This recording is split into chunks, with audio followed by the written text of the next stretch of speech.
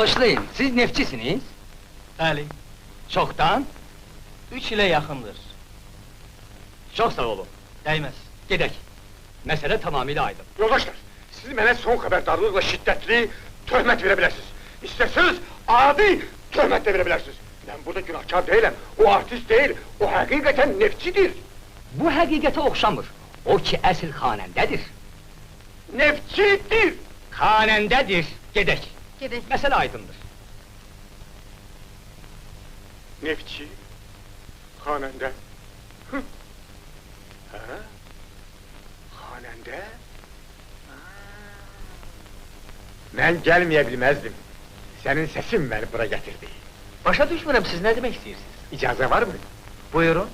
Anan evdədir oğlum. Evdədir.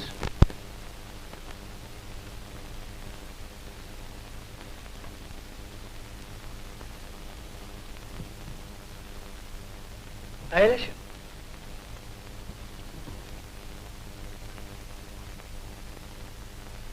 İncə sənət mənim həyatımdır. Mən səni məşhur xanəndə etmək istəyirəm. Məndən xanəndə olar. Sən artıq xanəndəsən. Səndə fitri istedad var. İnan mənə, sən böyük artist olacaqsan. Ne üçün? Mən neftçiyəm. Sən yenə də neftçi olacaqsan. Həm də oxuyacaqsan. Axı bu necə ola bilər? İstehsalatdan ayrılmamaq şərtilə. Hər şeyi ağabala düzəldəcək. Hə, axı indi mən Qastrol büronun administratoruyam. Onu dilə tutmaq lazımdır Gülbadam. O adlı sanlı adam olacaq. Bacım oğlu onun için hər şey edəcək. Xalq səni dinləmək istəyir. Yadındadır, sən qulubda oxuyanda nə qədər adam yığılmışdı? Eşidirsən mi oğlum? Salam. Belki sende doğrudan da büyük istedad var. Böyük?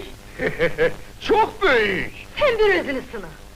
Ha, Sən bir hə de, mən bir konsert düzəldim, gör ağabala, haqlıdır ya yox.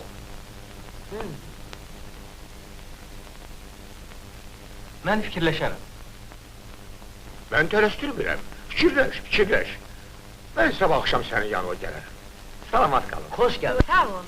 Hoş sağ olun. geldin. Ağabala. De, bu artıq əlimizdədir.